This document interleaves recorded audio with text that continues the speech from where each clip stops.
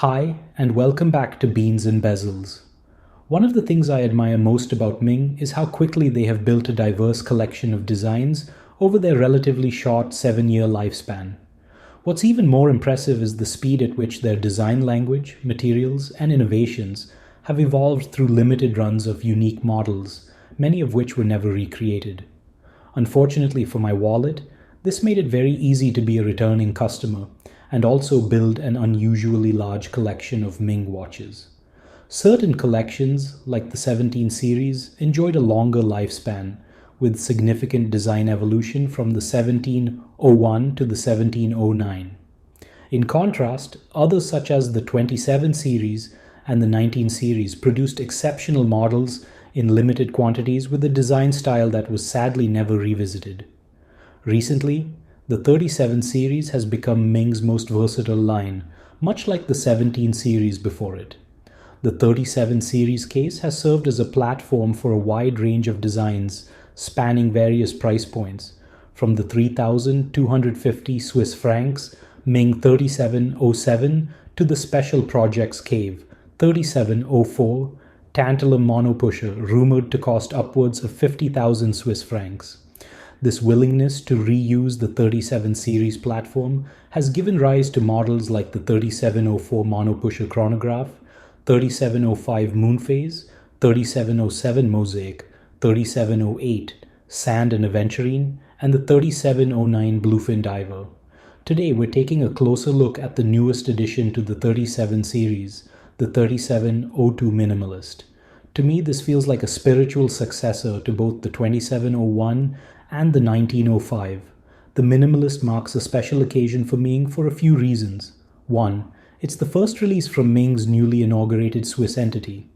Ironically, this also makes it the first Ming watch that cannot officially carry the Swiss-made label, as design and engineering R&D is now done in Malaysia. This further highlights the limitations of the Swiss-made title and should make you question its significance. 2. The 37.02 Minimalist also showcases Ming's latest development, Ming Polar White, a proprietary luminous material that emits light across all wavelengths, resulting in lume that is truly white and also quite bright. With a retail price of 3,250 Swiss francs, the 3702 Minimalist is available without any restriction on manufacturing quantity and is ready to ship immediately, marking one of the few instances in a long time where Ming has announced a new watch with stock on hand. Let's check it out. The case of the Minimalist is identical to previous 37 series models, like the moonphase that I've previously shown here. Despite featuring an automatic Sellita SW300 movement instead of the manually wound SW210, the thickness remains nearly the same. I measured the case at 38 mm in diameter, 44.25 mm from lug tip to lug tip, and 10.85 mm in overall thickness, which includes the curved top and bottom sapphire crystals.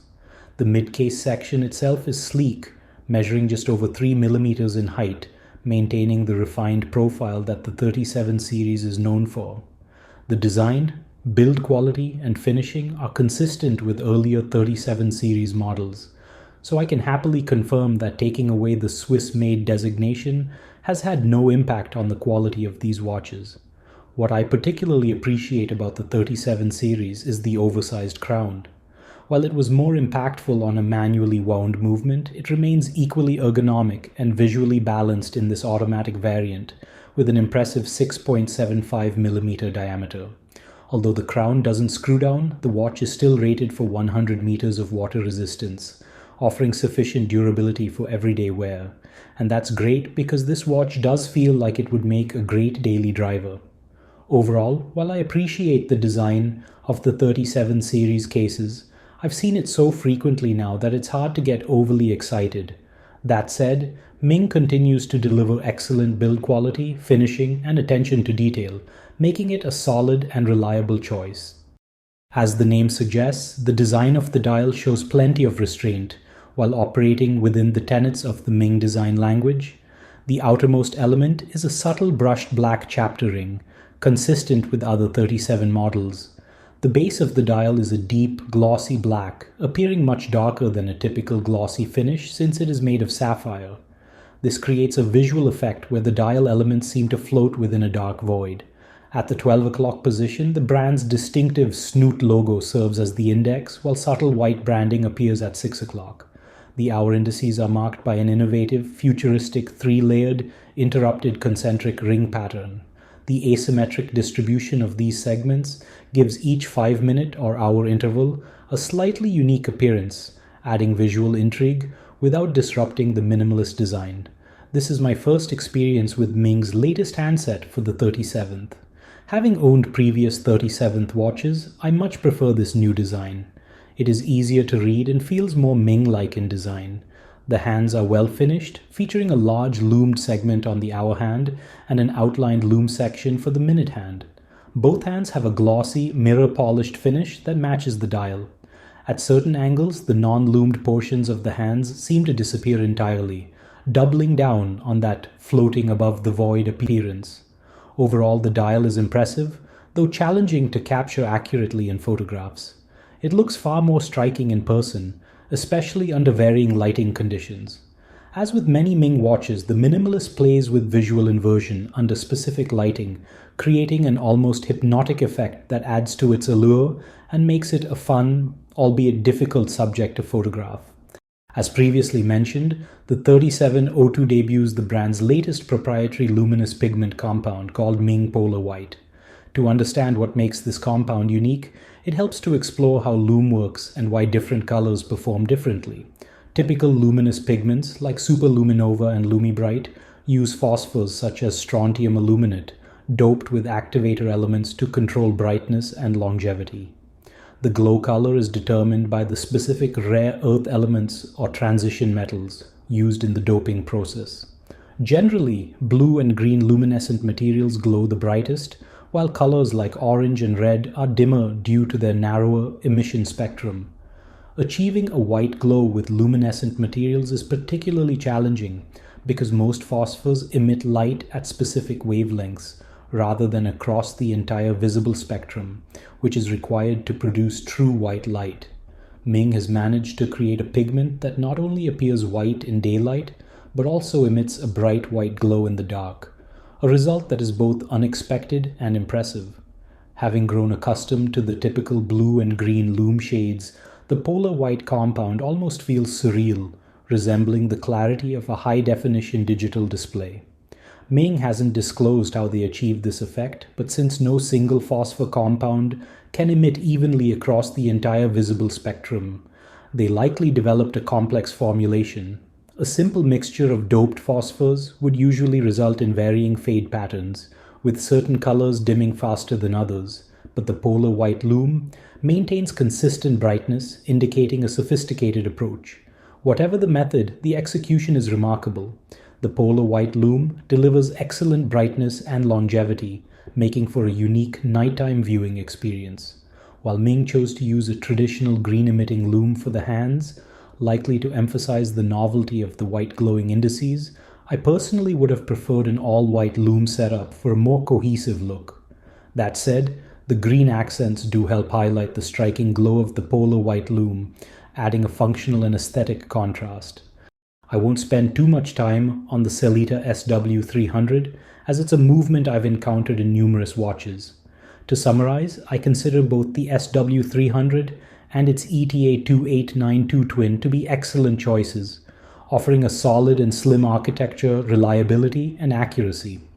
However, what sets the SW300 in the Minimalist apart is the extent of the modifications. Compared to more off-the-shelf implementations, like those in the Christopher Ward Lumiere, this version has been extensively skeletonized, revealing much of the inner mechanics, including a skeletonized barrel housing the mainspring. The movement is finished with a stealthy black coating, with a matching black rotor that features a minimalist laser engraving of the brand's name. Although I didn't measure the accuracy of this specific prototype, Ming typically regulates their movements to within single-digit daily deviations, and I don't expect this watch to be any different. The 3702 Minimalist wears very well on my 6.75-inch wrist, as expected from the 37 series. although both the 1709 and 37 series share the same 38mm diameter and very similar lug-to-lug measurements. The 37 feels noticeably larger on the wrist.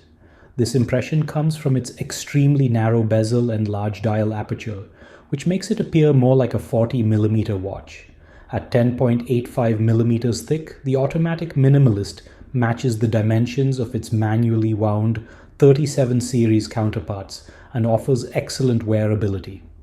The slightly curved caseback and lugs that hover just above the wrist have minimal impact on comfort at this thickness, making it sit well on the wrist without feeling bulky or unbalanced.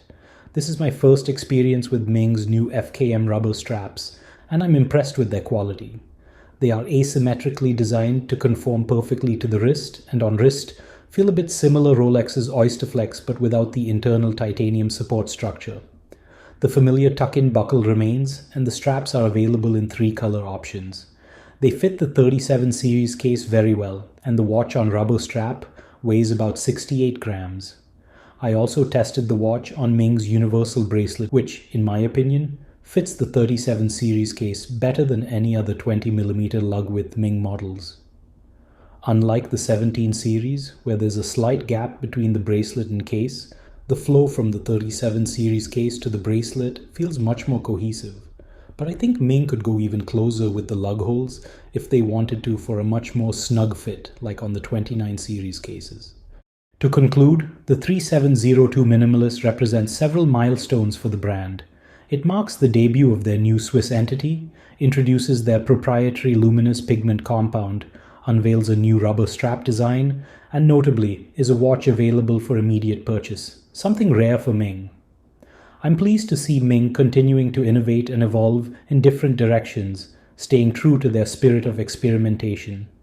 The Minimalist offers a cleaner, more reductive spin on their design language when compared to recent models like the 3708 Sand or the 2001 Series 3.